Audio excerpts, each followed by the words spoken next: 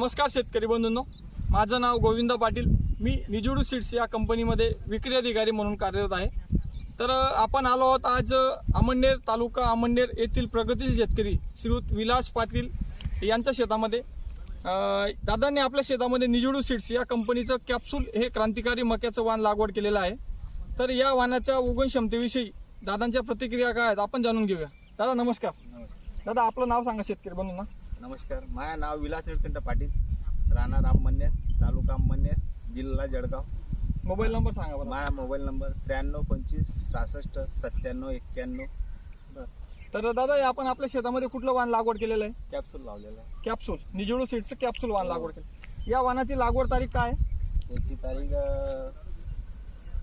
7 तारीख लावलेली, 7 तारखेला लावलेला आता. 7 जूनला. हां, 7 ठीक आहे, जूनला. 7 जूनला या वाणाची लागवड झालेली आहे. तर तुम्हाला या वाणाची उगवण क्षमता कशी वाटली?